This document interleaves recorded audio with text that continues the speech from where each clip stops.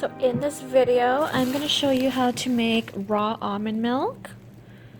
So it starts off with raw almonds, so preferably organic because you don't want to be consuming any of the pesticides. So what I do is I put it in a jar and I fill it up with filtered water.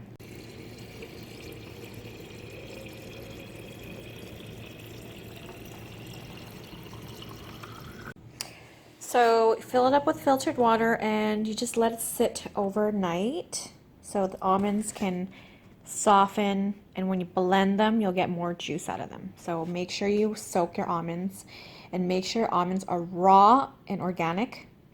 Do not use raw pasteurized almonds that you buy from Costco because they are cooked almonds and you're not going to be able to extract any of the flavor out of them.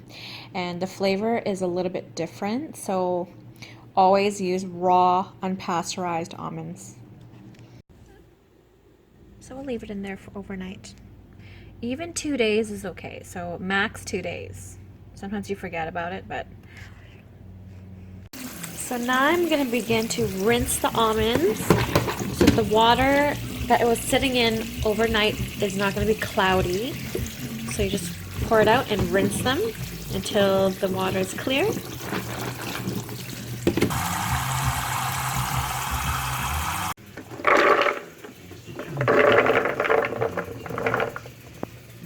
Okay, pour it into the Vitamix. Okay, so for now, I'm going to put it on, turn on my Vitamix. So I filled up the Vitamix with filtered water up to the top. So the ratio is pretty much like half and half, I guess. If you want it more creamy, you can add more almonds and less water. But in my case, I like to keep it half and half. And then I'll turn it on, and then I wouldn't do it on the highest setting because I don't want to be liquefying too much because it might end up, the pulp might end up squeezing through the bag. So I always want to make sure it's on 6 and then slowly to 7. Okay, here we go.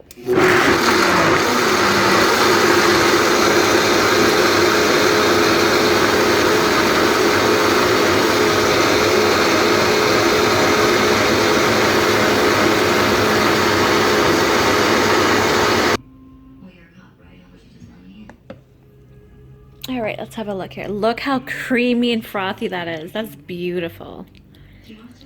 So now we're going to put it through the nut bag and then squeeze away. So here I have, look how frothy that is. Okay, so it turns white when you blend it. Then here I have a bowl with a little sifter to catch the pulp just in case it squeezes through the nut bag. Okay, so there are a few nut bags that are sold out on the market. There are small to big, medium, but I got a medium one like that, and it has a drawstring. So I like this one because it's nice, big, and you don't have to do 2 batches, although I still do it.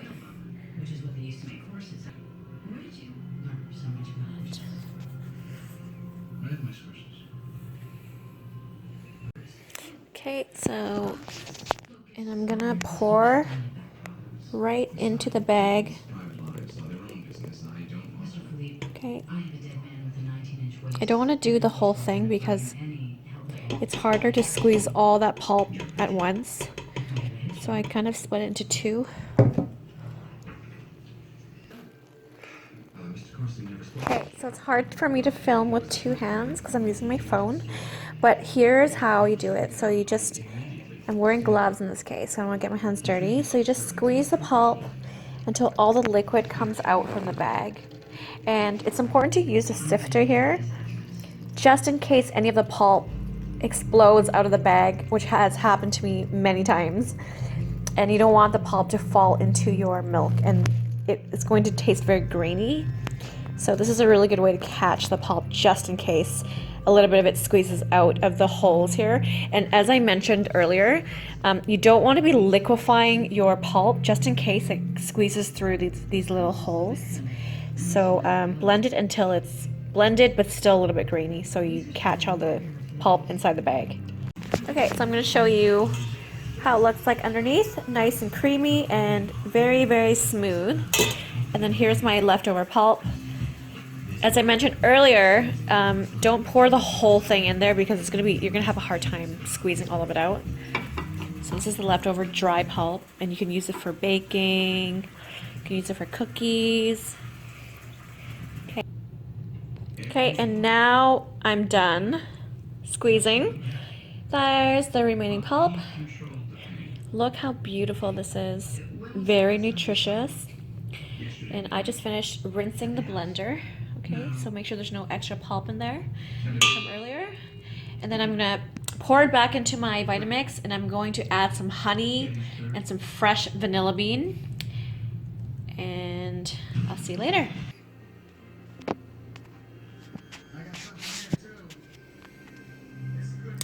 So I added some maple syrup and some fresh vanilla bean that I just chopped up. Okay, and I'm going to put it back on the blender.